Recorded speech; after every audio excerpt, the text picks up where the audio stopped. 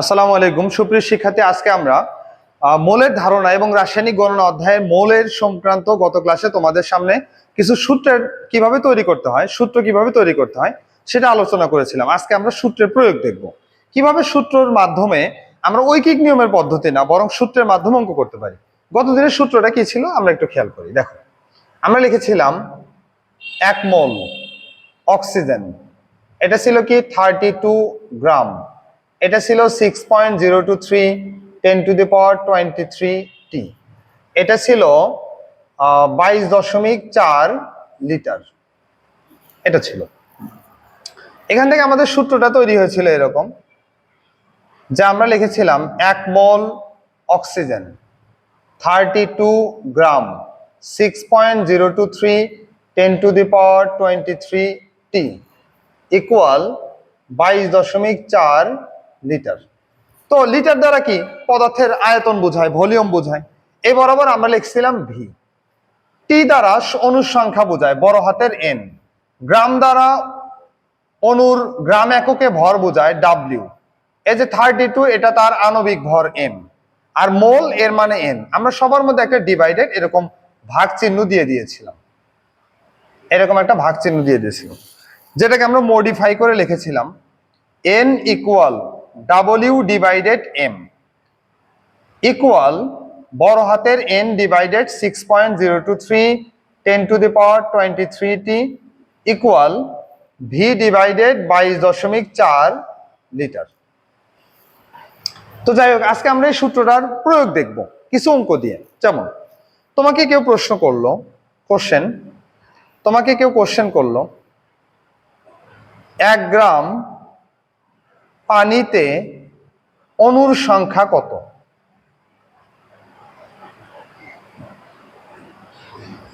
তাহলে তুমি এটাকে কিভাবে অঙ্কটা সলভ করবে, কিভাবে সিদ্ধান্ত নেবে? দেখো, এই অঙ্কটা আমরা একটু দেখব।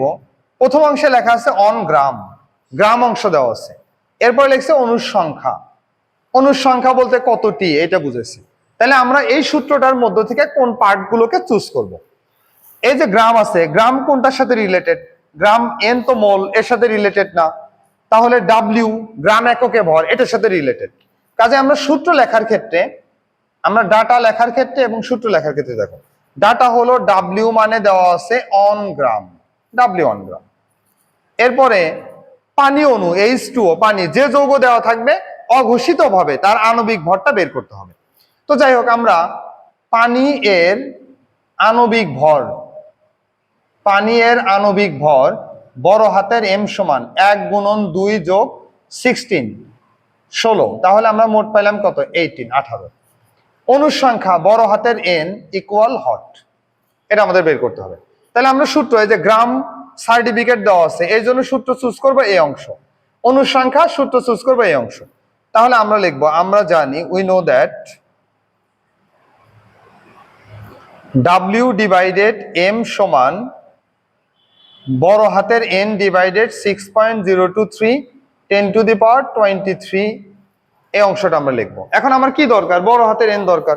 তাহলে আমরা বজ্র গুণ করতে পারি, বড় হাতের এন গুণন এম ইকুয়াল ডাব্লিউ গুণন 6.023 10⁻23। তো এখান থেকে আমরা কি করব? এন ফ্রি করবো, এই পাশে আমরা নিয়ে আসি অঙ্কটা। এন ইকুয়াল,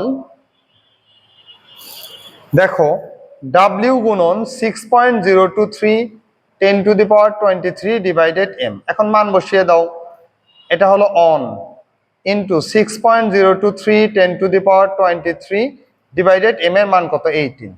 এখন তুমি তোমার হাতে থাকা একটা ক্যালকুলেটরের মাধ্যমে এই মানটা বের করো। বের করার পরে যা কিছু অ্যান্সার পাবে, ধরলাম এটা হট একটা অ্যান্সার পাবো, এর সাথে একটা টি লিখে দিবে সংখ্যা, এরপরে অ্যান্সার দিয়ে দেবে। এভাবে আমরা সূত্রের মাধ্যমে সহজে অঙ্কের সমাধান করতে পারি। আমরা আর একটা অঙ্ক দেখবো, এরপরে দ্বিতীয় আরেকটা অঙ্ক দেখি। এটা আমরা গ্রাম এবং অণুর সংখ্যার মধ্যে একটা সম্পর্ক খোঁজার চেষ্টা করছি।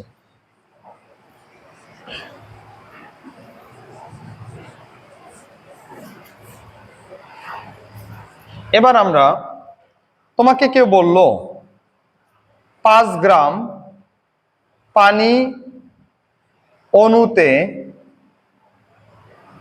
মোল সংখ্যা কত, অথবা এটা বলতে পারে 5 গ্রাম পানি এ কত মোল বিদ্যমান।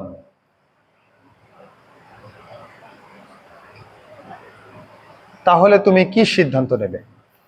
তাহলে দেখো, ভালো করে দেখো, সম্পর্কটা হলো গ্রাম এবং মোলের মধ্যে, গ্রাম এবং মোলের মধ্যে সম্পর্ক। গ্রামের জন্য আমরা চুজ করব W/M। তাহলে আমরা লিখব, আমরা জানি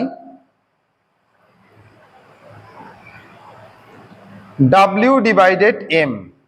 আর মোল যদি চুজ করি তাহলে নেব হলো N, N এর অংশটা ইকুয়াল N। সহজ হয়ে গেল ডাটা। এখানে W মানে হলো 5 গ্রাম, আর পানির আণবিক ভর M সমান 18, N ইকুয়াল হট। তাহলে আমরা করব কি, W এর পরিবর্তে লিখব 5, পানির আণবিক ভর কত 18 ইকুয়াল N। অতএব N ইকুয়াল, তুমি 5/18 দিয়ে যে মানটা পাবে, ধরলাম এখানে হট, যা পাইছো তুমি ক্যালকুলেটরে সেটা লিখবা, এত মোল দিয়ে লিখে দিবে অ্যান্সার। আর একটা আমরা দেখব মোলের সাথে লিটারে কি সম্পর্ক। আরেকটা অঙ্ক দেখি। তোমাকে বলল 5 লিটার কার্বন ডাই অক্সাইড এর কত মোল বিদ্যমান। তাহলে এই অঙ্কটা কিভাবে সলভ করবে? তো লিটার এবং মোলের মধ্যে সম্পর্ক, যাই হোক আমরা জানি মোলের দ্বারা কি বুঝবো আমরা, সূত্র থেকে N, ছোট হাতের N। আর লিটার যদি হয়, লিটার এই অংশটার মধ্যে লিটার কমন এই অংশে, তাহলে V/22.4। তাহলে আমরা একটু ডাটাতে লিখি, দেখো তো 5 লিটার, এটা হলো ভির মান 5 লিটার। আচ্ছা, কার্বন ডাই অক্সাইড এর আণবিক ভর বের করা যেত, কিন্তু আমাদের সূত্র দেখে মনে হচ্ছে এখানে আণবিক ভরের কোনো দরকার নেই, N এর মান দরকার, মোল সংখ্যা। তাহলে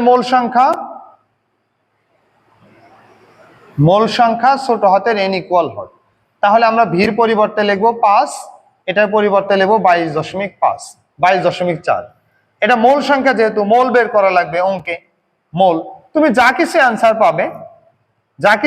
পাবে তার সাথে মোল একক দিয়ে অ্যান্সার দিয়ে দাও।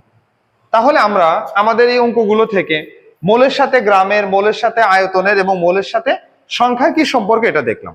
পরবর্তী ক্লাসে আমরা তোমাদের সংখ্যার সাথে আয়তনের, সংখ্যার সাথে কি বলে ভরের, এগুলো কি সম্পর্ক আছে এই সংক্রান্ত আমরা আলোচনা করব। ধন্যবাদ।